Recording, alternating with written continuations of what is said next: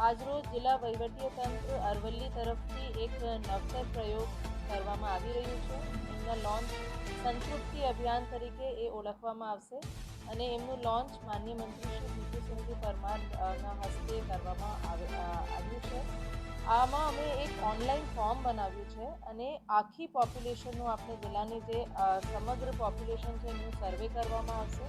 એક online form છે જે જેટલા સર્વે કરનારા છે એમાં સર્વે કરનારમાં મારા આખા ગામના જે ગ્રામ્ય લેવલનું સ્ટાફ છે, આંગણવાડી વર્કર છે, આશા વર્કર છે, તલાટી કમ મંત્રી, રેવન્યુ તલાટી, ગ્રામ સેવક, આઈટીઆઈના અમુક વોલેન્ટિયર્સ છે, એ બધાને અમે ટ્રેનિંગ આપી દીધી છે ઓલરેડી.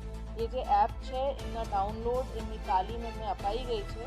એમાં એમનો હેતુ એ છે કે ક્યાંક ને ક્યાંક અમારી સરકારની રોજિંદા કામગીરીમાં કોઈ જે ગેપ ફિલિંગ છે, જે કોઈને કોઈ યોજનાઓમાં રહી જાય છે, એમને હવે સરકાર એમને દ્વાર જઈને અને એમને ટાર્ગેટેડ આપનું અચીવમેન્ટ થાય એના માટે એક નાનકડું પ્રયાસ જિલ્લા વહીવટીતંત્ર તરફથી છે. આથી આપણી લગભગ 11 લાખની જે વસ્તી છે એમના દરેક કુટુંબના એમાં સર્વે કરવામાં આવશે.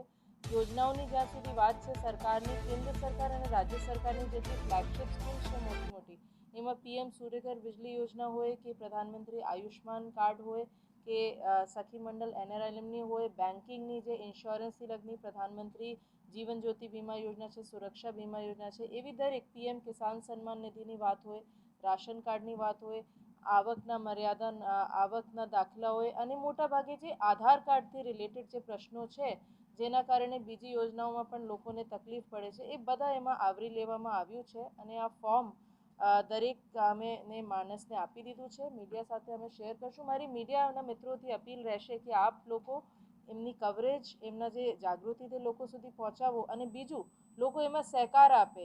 આ કોઈનું નામ કાઢવા માટે નથી, લોકોનું નામ સમાવેશ કરવા માટે છે કે દરેક સ્કીમમાં એલિજિબલ લાભાર્થીઓને એમાં લાભ મળે. ધન્યવાદ.